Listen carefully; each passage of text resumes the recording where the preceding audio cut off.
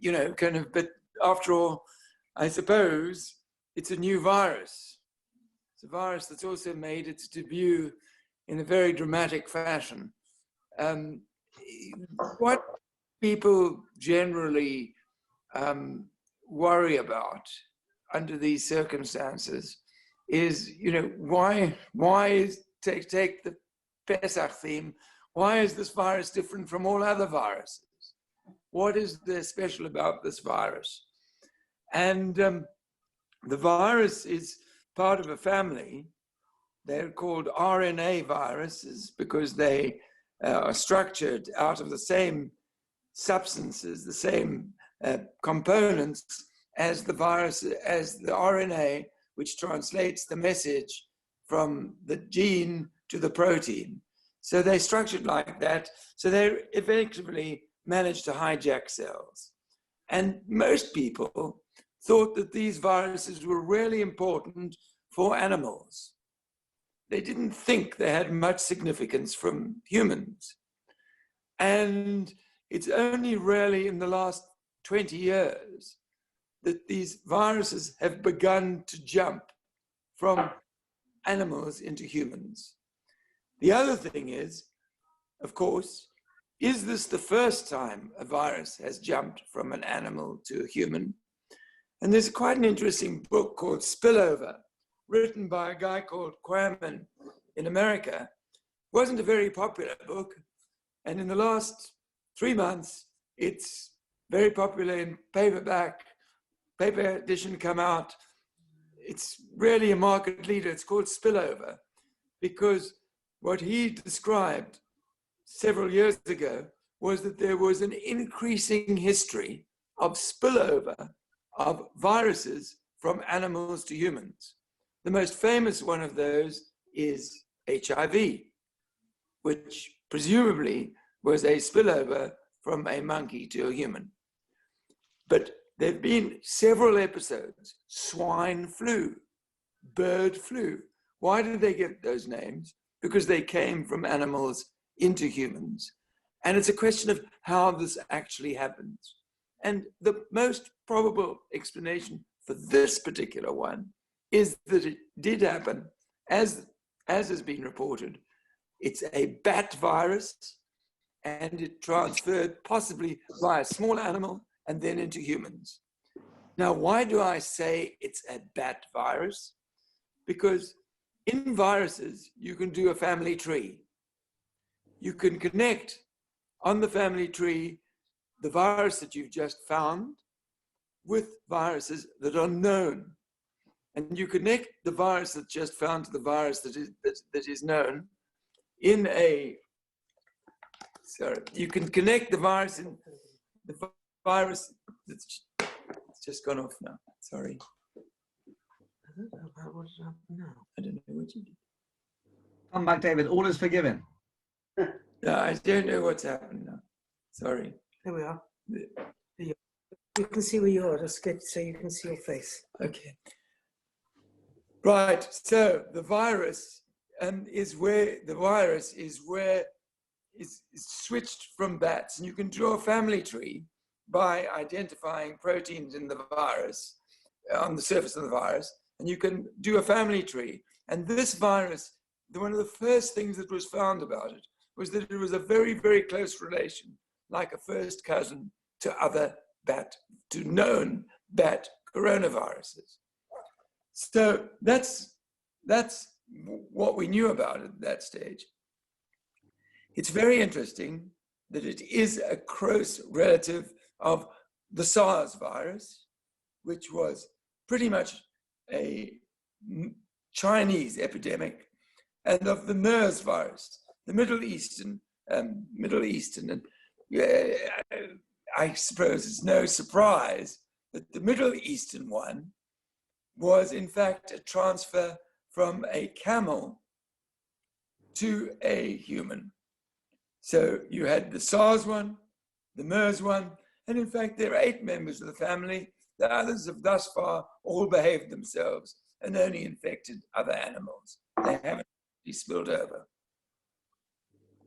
Now, when we actually think about it, the fact that this was likely to happen was predicted. And are there any questions thus far? Have I said anything that somebody wants any explanation on thus far? No. Okay, so in 2015, what is a prophet? In 2015, a scientist that, doctor and scientist that actually has been an old friend, described something very extraordinary. What he did was he took the backbone of one of these coronaviruses, one of the SARS virus. He took out he took out part of that virus and put into it a spike protein, which is one of the proteins that these viruses have, and then had a look, and that spike protein came from a known bat SARS virus. He then used this as an experimental tool. And as a result of this, he predicted that because it could infect human cells as well as bat cells, this was something that was likely to happen. It might happen sometime that a bat virus would actually change into one that infected a human. And he stopped doing those experiments. And the reason he stopped doing those experiments was because he said if that could happen that easily in his lab, in his experiments, it could also be used as a biological weapon. So he stopped doing those experiments because he might, by mistake, in his laboratory, make a virus that really infected human cells very, very efficiently. And it's really a totally forgotten paper. It's not remembered in any of the stuff we're reading about today. So the country is confronted with this coronavirus, which has its own spike protein. It has its own resemblance to a bat virus, and it's ready to go into humans. And the best place for it to do this is, of course, in China, which is where it originally came from, probably like the SARS virus. So that's where we confronted with in January 2020, and we now are going to get this spreading like wildfire throughout one huge chunk of China. And really, the question is, why did it get out and how did it get to Europe? Probably because of travel, probably because there are people going backwards and forwards that came to Europe so easily. It's not very difficult. But the question is, how does one respond to it? And it's how one responds to it as a person, individually, with all the molecules that you need to, and how do you respond to it on a population level? And tonight is a symptom of how we're responding to it on a population level. And hopefully nobody who's listening is responding on an individual level. Now, we can go either route first. I don't know if there are any specific questions that anybody wants to ask now about whether either about responses on population level or responses as a person, which do interlink, but I think allow some questions. Hi, David. It's Izzy Saul speaking. How are you? David? Yeah, I can hear you. Okay. Is it similar to the Spanish flu that was around in 1918 that killed so many people? Is it similar or is it totally separate? First of all, it's a different family of viruses. It's a very important question, which is actually very not properly addressed. It's very similar because they're both caused by virus. It's a common denominator. Yeah. The Spanish flu occurred at a time when there was very widespread malnutrition in Europe. It occurred at a time when there were no antibiotics. So as a result, people got secondary infection. After their viral infection, they got a secondary infection with bacteria. And many of them died because of the bacteria, not because of the flu itself. Okay. And if we want to take an epidemic that's been very similar, the most likely one is the 1957 to 58 Asian flu epidemic, which spread in very much the way that this one has. And that's one of the reasons why there are all sorts of predictions and ideas about this. It resembles that one. So one has to look at the model that that one provides to see what's likely to happen. One of the interesting things about the 1957 one, which may resemble this one, is that, you know, there are two kinds of lymphocytes. There's the T lymphocytes, which make products which act on all over the body, and they're the B lymphocytes, which make antibody. And T lymphocytes get targeted as well, but not as much as really as antibody. The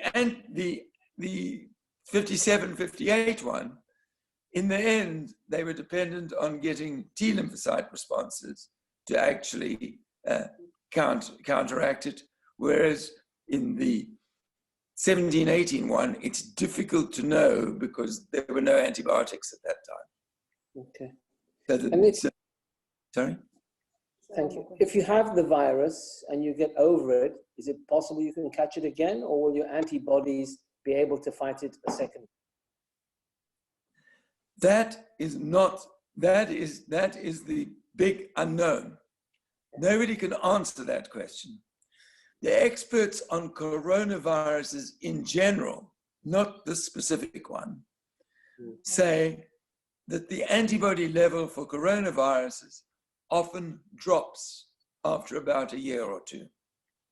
So they can't say for this one, but they say for other coronaviruses, antibody levels have not been as well maintained as for other viruses.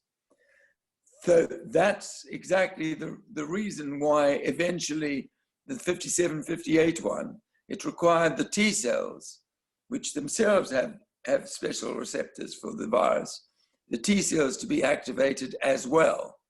And that when you came back to memory, it was the memory T cells that helped rather than the antibody. But we don't know.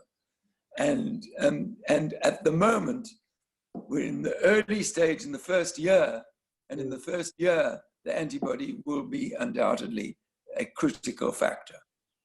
Thank you, David. Okay. Any other?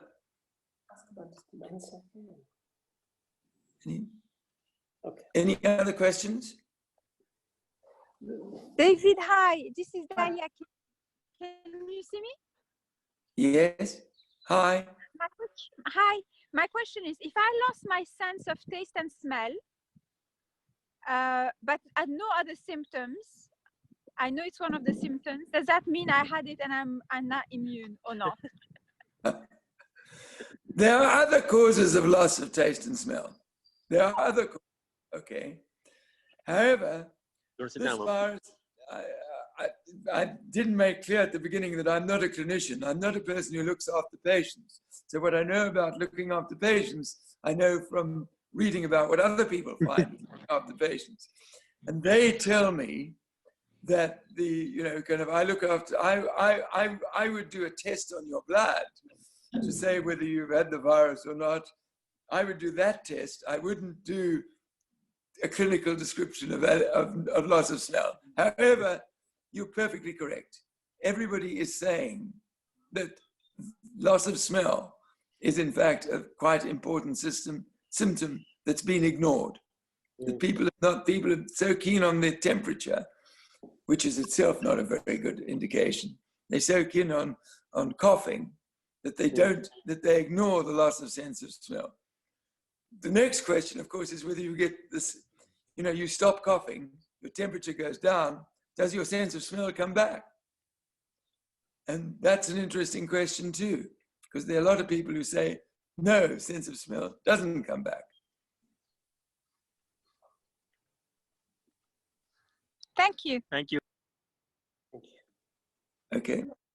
David, I had a conversation with somebody today who said that he actually ran an antibody test for himself, and it shows that he has the antibodies, which means he interprets that to mean he's had corona and he's now immune, he can't spread it. He says the sooner the government can get these tests out there, the sooner we'll be able to get back to work. So I really have a question which is twofold. Number one, he told me he's done a test. What kind of tests are available and where are they coming from? And secondly, obviously we don't quite know yet, but if you were to plot a route out of this, including antibody testing, what would you describe as the way to get the country back to work, so to speak, and get the mechanics of the UK working again?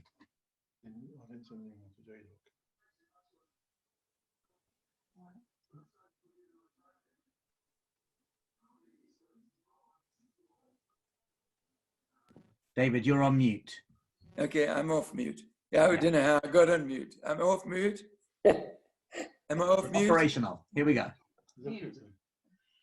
I'm off mute? You're off mute. Okay.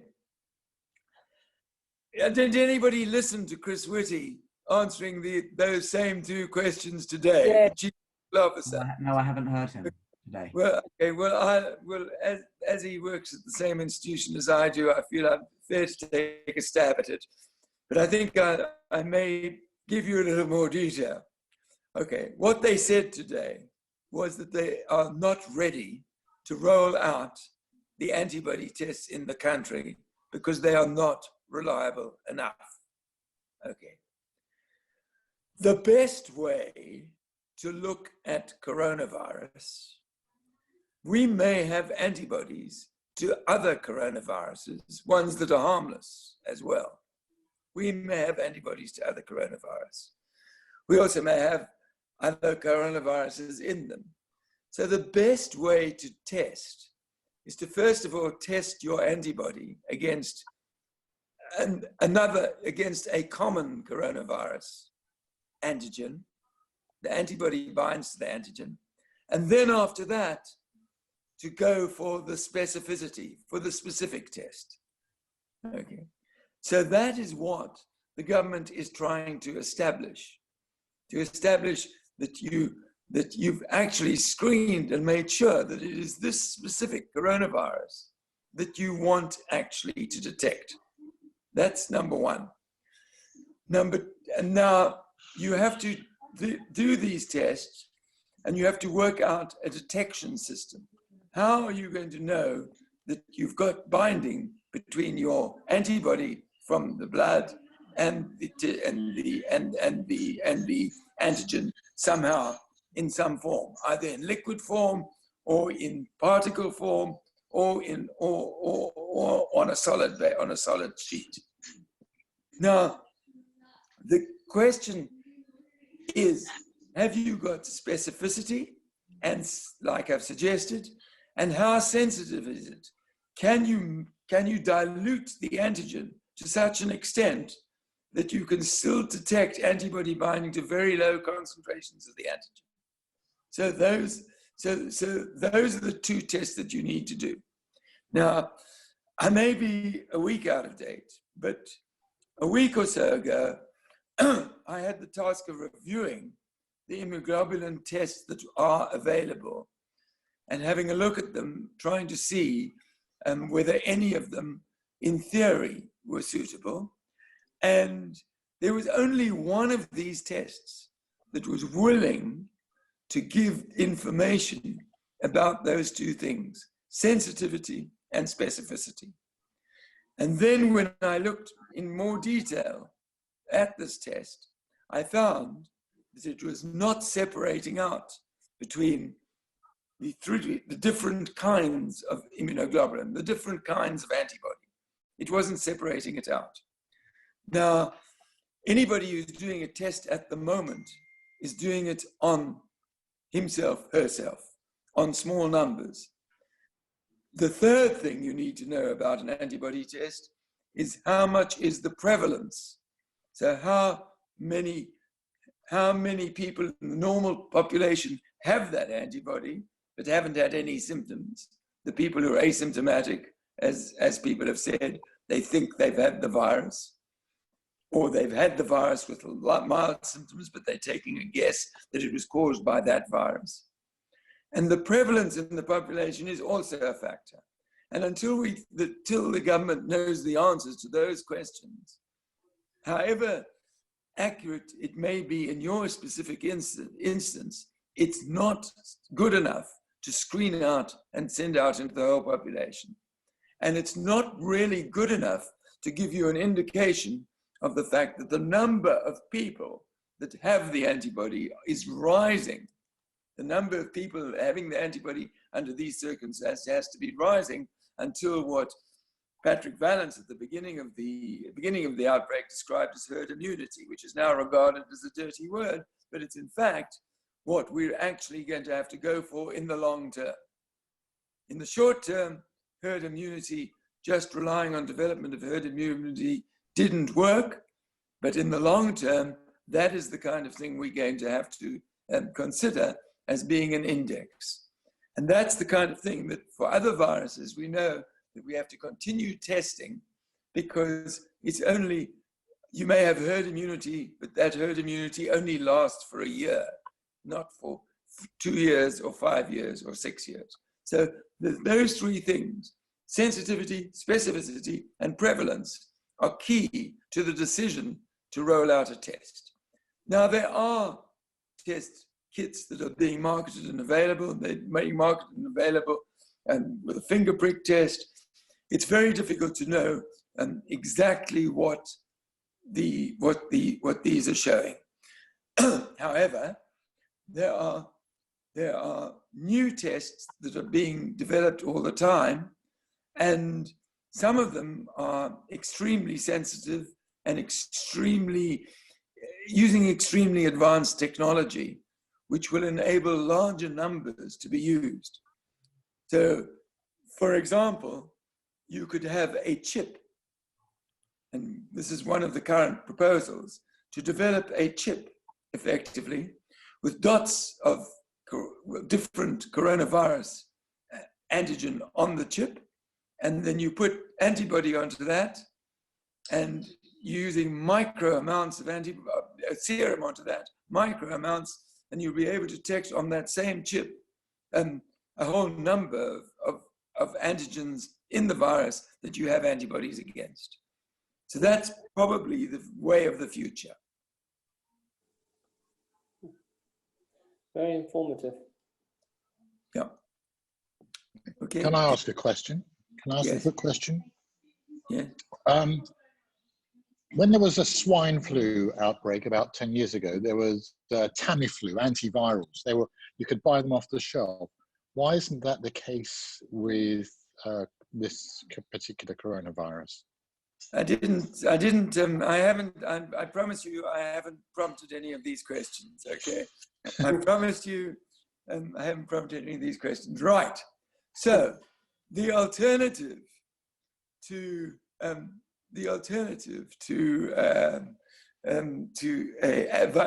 a vaccine, and in fact the short-term alternative as opposed to the long-term alternative, which a vaccine is a very long-term one.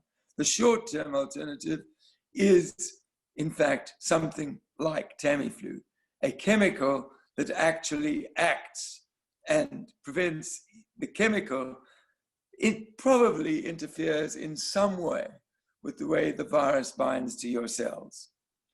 However, the example you've given is the perfect one, because a friend of mine,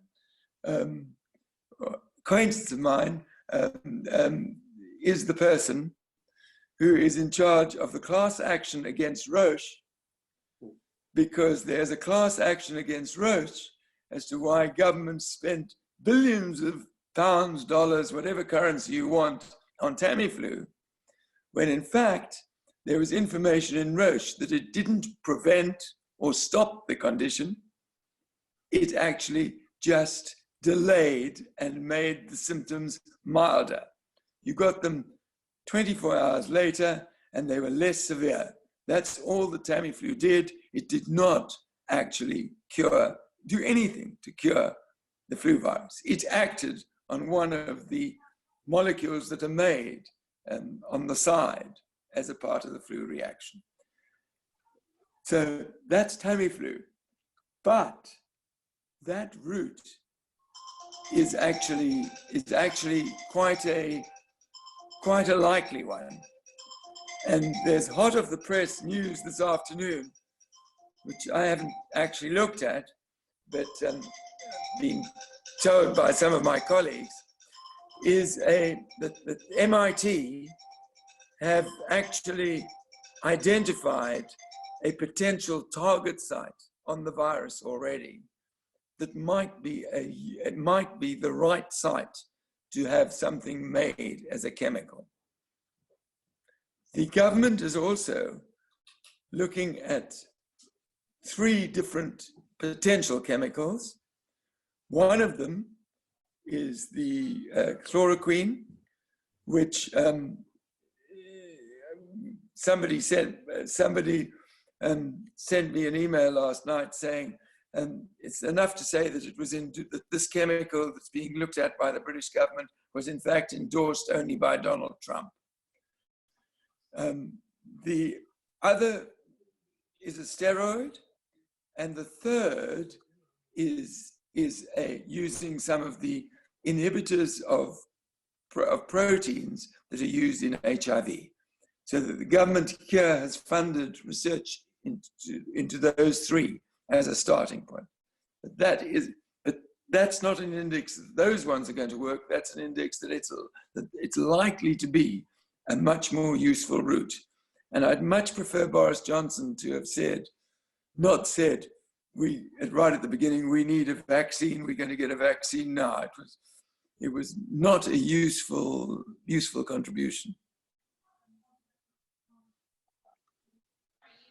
Thanks very much. Thank you.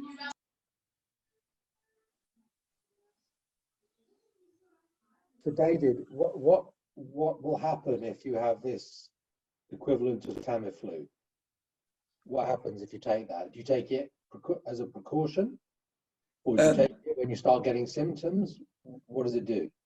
No, Tamiflu. You were supposed to take. It was built as the cure-all. The prophets of Roche did extremely well. The issue with the idea would be to take it when you have symptoms, to take it with the onset of symptoms, and if your onset of symptoms, it will interfere. The chemical will interfere with the binding of the virus to the relevant cells, and therefore they won't activate the immune system, and therefore they won't produce the molecules that the immune system produces, the cytokines. There are different kinds of infection with SARS-CoV-2, as the actual virus is called. The one is you don't have any symptoms. The one is you are symptomatic, but you get better easily. The one is you're symptomatic, but you don't get better so easily. Like we told the Prime Minister, say he's going to get better quickly. Then there are the severe situations. And these severe situations, the phase we're in now, where people produce their large numbers of T lymphocytes, and they also produce large numbers of white blood cells, and they produce substances that are highly toxic to your lungs in particular. So, and then you have 2 patterns. One is you have the pattern of acquired respiratory distress syndrome, which is ARDS, which is massive failure of your lungs. And the other is cytokine storm, when you produce lots and lots of different cytokines, different mediators produced by immune cells, and it's the storm that actually attacks you. And the best public known example of the cytokine storm is the example of the experiment that was done at Northwick Park Hospital and many years ago, where people were given an experimental drug and it induced cytokine storm. Now, so what is your objective? Your objective is to stop the virus binding onto the cells, and therefore the cells don't get damaged, and therefore they don't trigger either the cytokine storm or the production of abnormal situation in the lungs. We know very rapidly, it's a remarkable scientific achievement, we know very rapidly what the thing is on the cells that this virus binds to. And we also know very rapidly that it actually produces some of the cytokines it produces. So there's been very rapid advance within days. You know, when you think about it, it's 3 months. With swine flu, it took us much longer to know what the receptor was and to know exactly what cytokines it produced.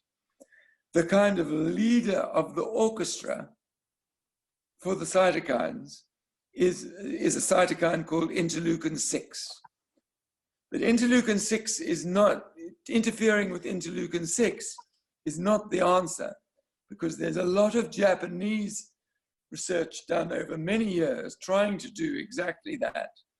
And it was shown that if you knock out interleukin-6, other cytokines can fill the gap. They fill the breach and immediately produce a delayed similar reaction.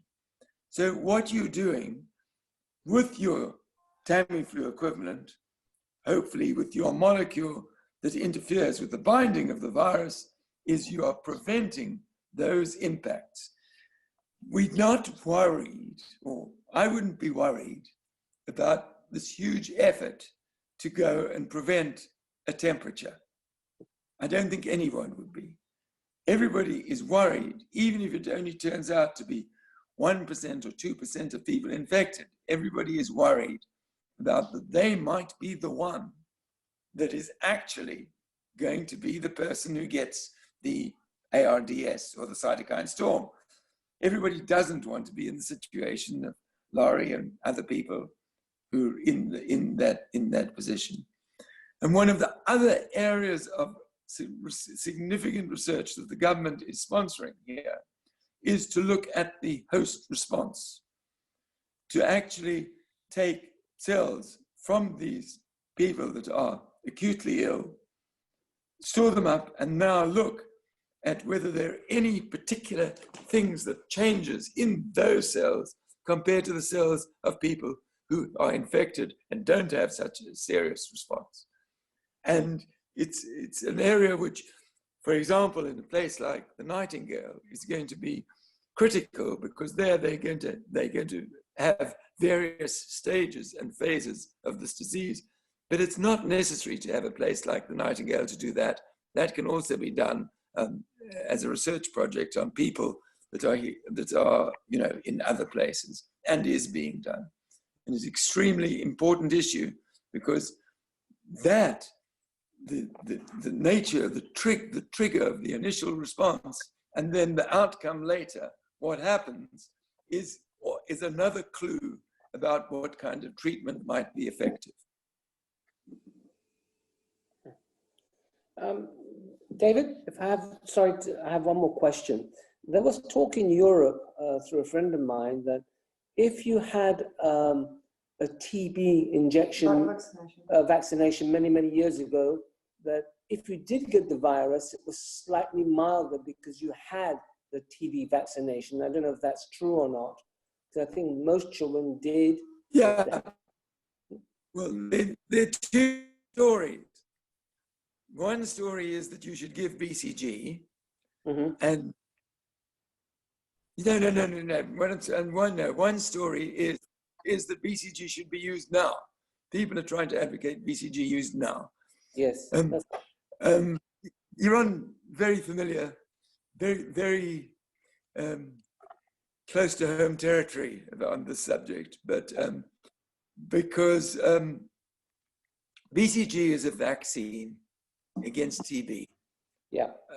You either need it if you need a vaccine against TB, or you've got your own immunity to TB.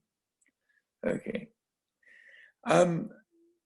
Giving it as a therapeutic tool really only definitely works in very rare circumstances. One of the circumstances is in bladder cancer. One of the circumstances is when you're giving it in an inactivated form as an adjuvant along with another vaccine. So it makes the immune response better to another vaccine. So that's BCG. So it's 3 uses.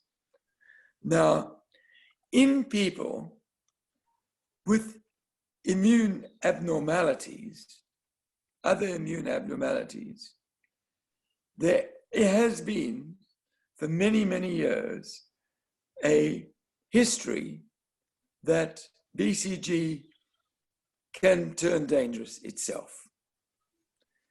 There was an episode in Germany in the 1920s when BCG, called the Marburg event, where BCG, they didn't quite, it's an inactivated mycobacteria. It's an inactivated TB bacillus, really. So BCG, there were some active organisms and the people got TB. So that's one problem with it. But it's increasingly recognized that there are certain kinds of immune abnormality which can be associated with disseminated BCG. Okay. Now, so in people who are already under a stressed immune system and producing lots of cytokines of all sorts of different shapes and sizes, to me, it doesn't make any kind of sense. And if you look back historically, you'll find that, in some work I did with a friend of mine in Israel, 1970, we actually identified the fact that BCG can disseminate because we had examples of Arab children that had been given BCG vaccination in good faith.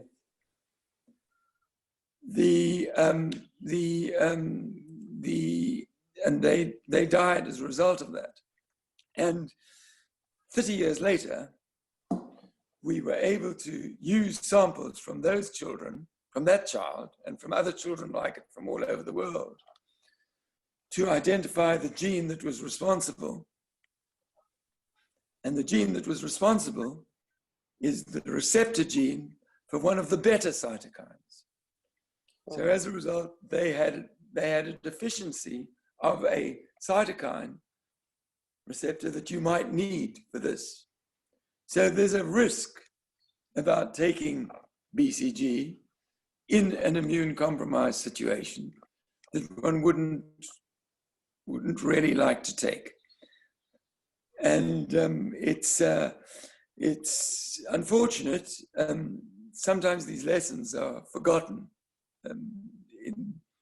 with the passage of time. People don't remember that was the past. But often, it's like I said with the example of the paper that predicted this outbreak, there's a large amount of literature out there. And it's sometimes difficult to see the wood for the trees until something happens that triggers the memory. Thank you, David. Thank you. I have a comment, or rather more of a comment than a question. But what seems to be happening, what I can tell from this conversation so far, is that it's a very steep learning curve, and what we're reading in the papers and what we're seeing in the media about the nature of the virus and the proper response, so much of it just seems completely either uninformed or rather just amateurish, because what seems to be coming over here is it's an extremely technical area, and I'm not sure. I mean, I'm not sure I grasp a lot of what you said. I think I get the gist of it, but what I do see is that it's a very expert area that a lot of non-experts are freely commenting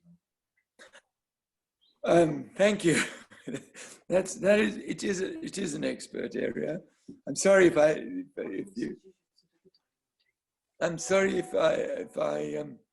I haven't explained it simply enough, but it is a very complex area. The key issue here is that there is a huge learning curve. There's a huge learning curve, and the one thing, if take home message, the learning curve is that we know so much so quickly. The same way as we've all grasped onto the internet and are using media like this, when a couple of weeks ago you weren't using this for this kind of discussion. The learning curve is scientifically absolutely dramatic. David. Yeah. David, based on what you're seeing in terms of research activity and progress, and it sounds like you're seeing it in terms of what's happening around the world, what do you think is a best case scenario in terms of getting out of this, in terms of a solution, either through some sort of treatment, or we also saw Oxford University saying that maybe 50 or 60% of the population may already have had this and herd immunity may already be in place. And obviously we'll only know when we get the antigen or the antibody tests in place. Based on everything you're seeing, do you think it's realistic to assume that within 3 months we will be in a semblance of normality in terms of being out of the population being out there? People have been so wrong on this. The problem is that the two are slightly separate. Indeed. Treating the acute and handling the acute is a medical emergency, and solutions have to be found to that, and solutions have to be found for stopping either the cytokine storm or the lung damage as soon as possible. And one can't kind of wait for the niceties of antibody tests, and although those will be extremely useful in the end, antibody tests and that kind of thing. The Oxford suggestion of 80% herd immunity is difficult because it really amounts to guesswork and extrapolation of numbers. The mathematical modeling is remarkable. Again, it's something that we couldn't do, kind of 10 years ago in the way that it's done now.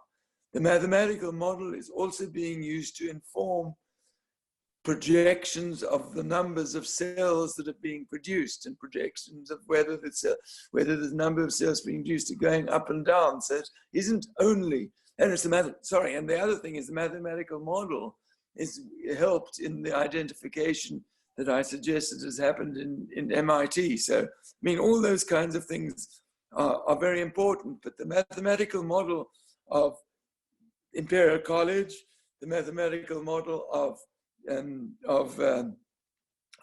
Oxford, there's a University College mathematical model which took an entirely different path.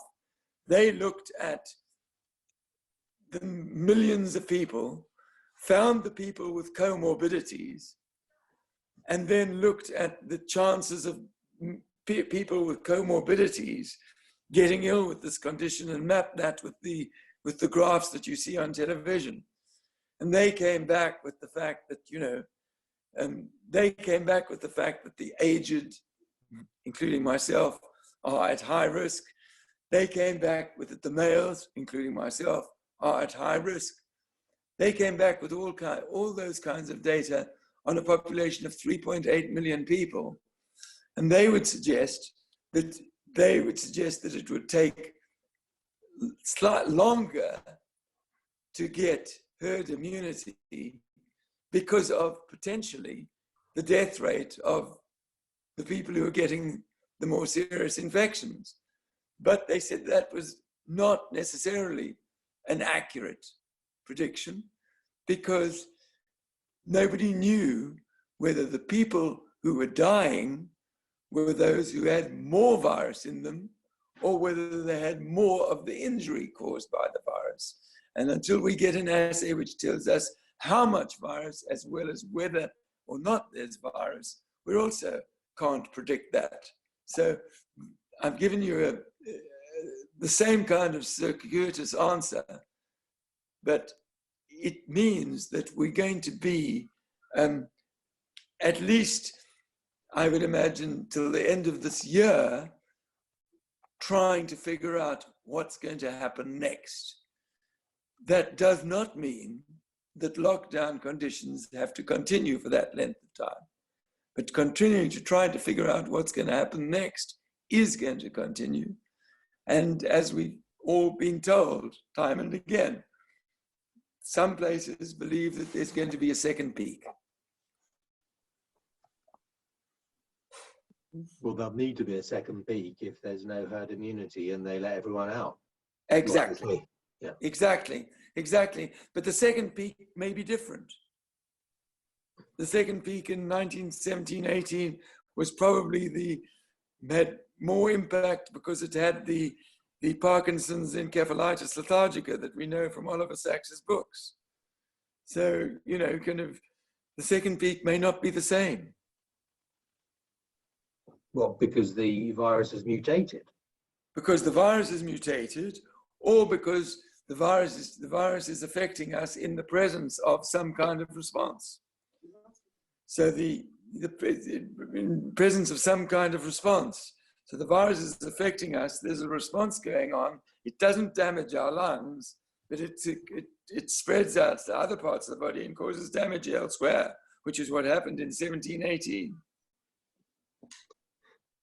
Is anyone doing a study on people who've had it and recovered and then looking at whether they can catch it again? Absolutely. But there aren't enough people who've recovered it yet. But globally there are. No.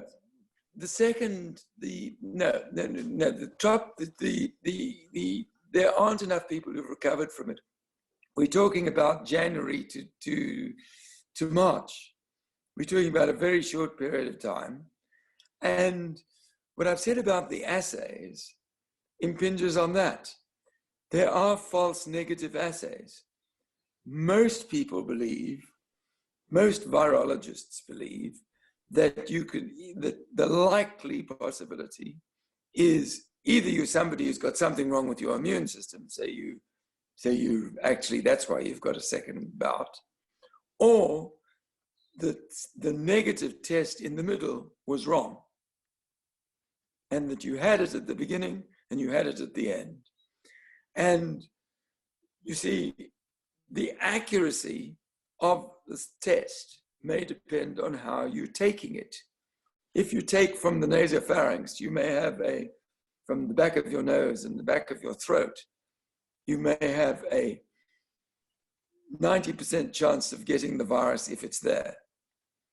If you're taking from your mouth, from the skin of your mouth, you may only have a 60%, or some people only say a 40% chance of detecting it.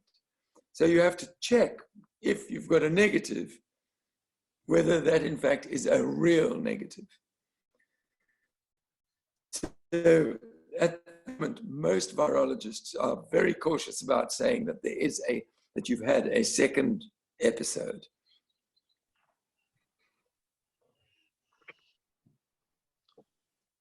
But we're clear that everyone who gets it gets an antibody, but we don't know if you can get it again yet. Again, Correct. some people may not get an antibody, but it's likely that most people get an antibody at some stage. We may not pick it up. We may not be examining their blood at the right stage. It's also one of the strange things about this kind of virus is that, of course, there are already post-mortem studies. And those post-mortem studies suggest that for T cells, that's for the cytokine predominantly producing cells, but also that recognize the virus, there are a lot of them in the lung. And that it may be that you can only identify your T cell response if you look at the lung, which of course you can only do if you either take a sample during life, which people don't like doing on these patients because it's dangerous, the person who takes the sample, and it also doesn't yield that much new information you can't get either means. So unless you look in the lung, so it's only from those who die. Those who die have a lot of T cells in their lung and less in their blood. So if you would do assays on their blood, you wouldn't get the culprit T cells. That's one of the problems. It may be that antibody is binding in the lung, and therefore the overspill into the blood is not occurring as much quantities as we would like it. Professor Katz, do you think that the We have time for one or more two questions. Professor Katz, can you hear me? We can't hear you. Can you hear me now? Yeah. Okay. So my question was, for the patients who develop respiratory distress syndrome, it is often cited as a cytokine storm. But do you really believe it's a cytokine storm? The reason why I ask is the IL-6 levels, which are reported, are a completely different order of magnitude as seen in post-allogeneic cell therapy. And therefore, unless you're saying that it's a localized effect, as I think you attribute to the lung, it seems to be an overstatement. I'm not saying that some of the anti-cytokine therapies such as Actemra might not work, or tocilizumab, but what's your level of certainty on whether it truly is a cytokine storm? And then second, I'd be interested in your views of the long-term sequelae of given an immunosuppressive to particularly patients, some of whom may be ventilated and therefore may be harboring bacterial or fungal infections, and I'm just giving them a long half-life immunosuppressive agent. Although first of all, I think I did say there are two patterns. The pattern of the respiratory and the cytokine storm. There clearly are two patterns. They're not being, but the cytokine storm is a multi-organ situation. And one of the interesting things about the situation in the UK is that kidney disease, in other words, collapse of the kidneys as well, is more common in the UK than it has been on other people's lists. And it's partly because of the kidney disease that people are saying, well, maybe this is the cytokine storm pattern rather than the respiratory distress syndrome pattern. With regard to giving anti-cytokines, I highlighted that the suggestion of anti-interleukin-6 was made, and I think anti-cytokines would be at this moment a terribly unfortunate thing to do, because there is redundancy. Another one will take over. The abnormalities. There are a number of reasons why it doesn't seem like a good idea. With regard to the immune suppression, it's difficult not to think that the kind of rationale of giving dexamethasone is because steroids damp down some of the inflammatory changes, which are being recognized as being important in the lung. The inflammatory changes are probably going to have very serious long-term consequences in the lung. And so that's that's the reason why people are thinking that dexamethasone is a good idea. I think the jury is still out. There's another factor, actually, that has been raised in the lung ones, is that there is a great deal of clotting inside the blood vessels, inside the lung. And should these people be given anticoagulants? It's, again, sounds a very risky thing to do, but is being suggested in some quarters that in the lung form, that would be helpful, because it's the thrombosis of the blood vessels that causes the scarring that will lead to long-term damage. So I agree with, I'm agreeing with exactly what you've said about it, and I think the two patterns are different.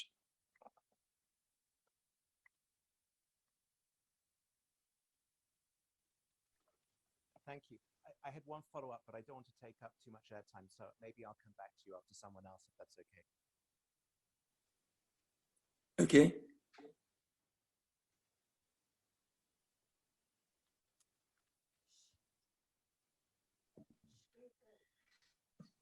So maybe to David, have you been consulted on ethical and moral issues, either by the Jewish community or the medical world? That's the minefield.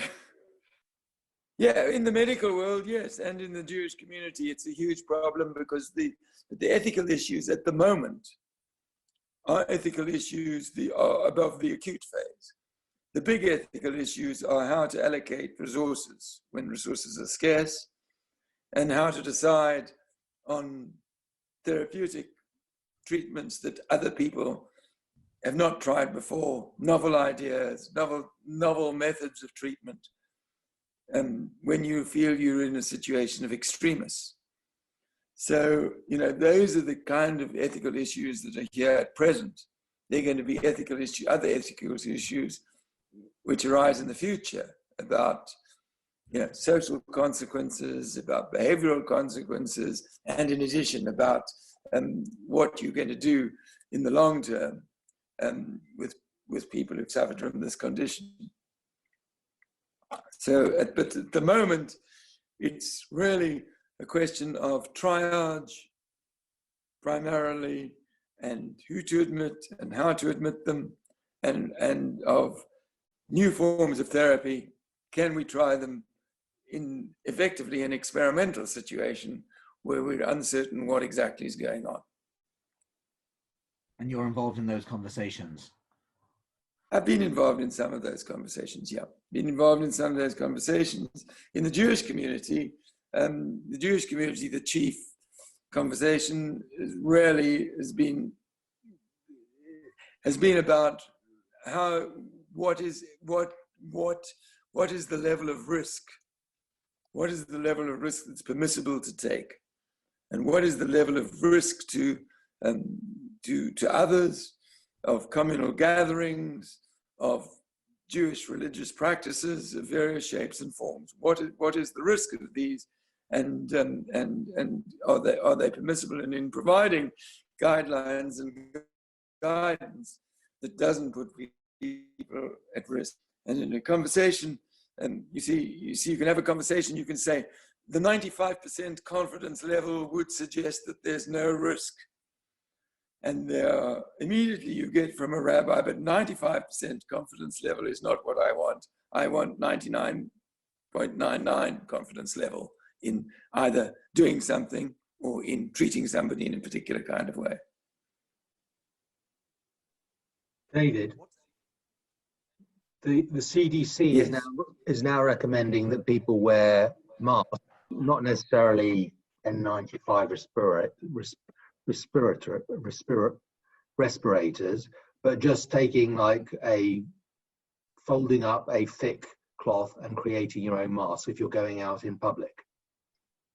That hasn't been the advice to date, but that the CDC is now recommending that. Yeah, yes. You needed to see the face of the director of the National Institute for Infectious Diseases when he made that recommendation, and the guarded wording he used. And masks are very, very, very controversial issue, extremely controversial issue, chiefly because there's so little solid else that we can address. The question always is, should one wear masks? Under what circumstances do we wear masks? Should surgeons wear masks in operating theaters? Who is being protected by the mask? Well, in that case, it's presumably the patient. And there was once a study of pediatric surgery, and they came to the conclusion that the clothes of the nurses and doctors who were doing the operations were really spreading more infection than their noses were. So they should take off their clothes, as well as not wearing masks. Look, I don't personally think that masks actually do very much. The present government thinking, and not from me, is that masks don't do that very much. That this is spread by droplets, that the viruses are very tiny and they only really get into you in significant proportion in droplets, and the masks do little to prevent droplets between you and the people who are walking along the road around you, or even if they're 2 meters away. So, masks are not great news.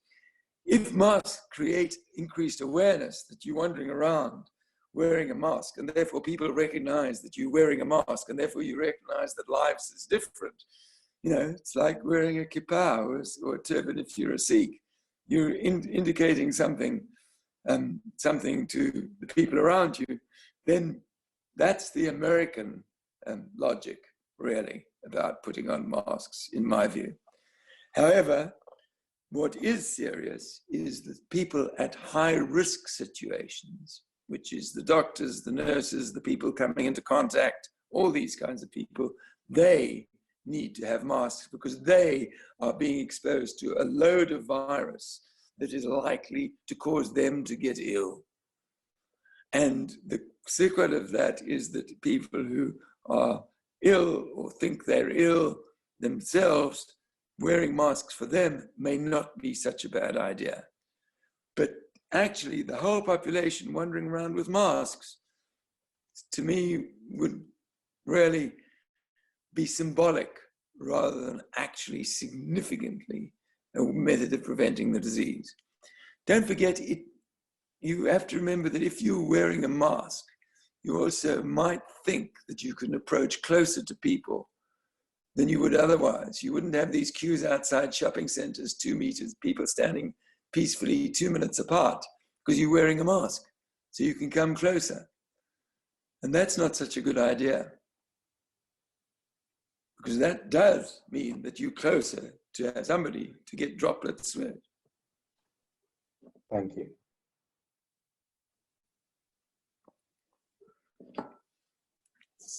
David, one last question. What about gloves then? Gloves? When hand washing and gloves. Hand washing and gloves. That's critical. Right. That is critical. Thank you. Thank you, David. Thank you. And did you want to come back for another bite at the cherry? Andy Bell? Sorry, yes, if I could just, I was just interested in David's thoughts on therapeutic recombinant antibodies which are being developed to address viral Oh, thanks, Andy. I didn't know it was because I didn't because at the moment I'm not seeing the therapeutic recombinant antibodies. That is the vaccine kind of a pseudo-passive immunity. In other words, giving an antibody that you synthesized instead of having a vaccine which is made up of a component of the virus. I think the recombinant phage display type antibodies would be an excellent idea. One of the problems about that, though, is that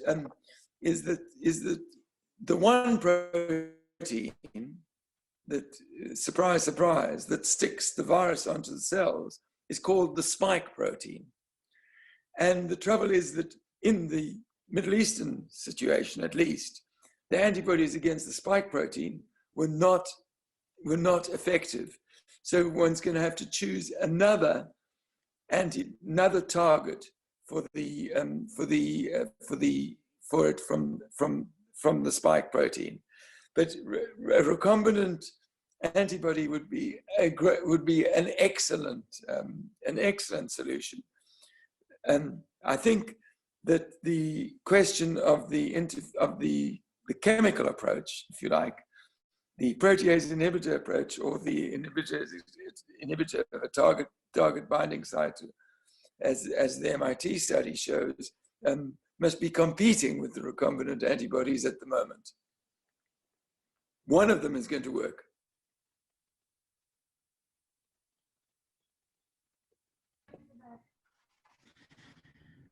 Well.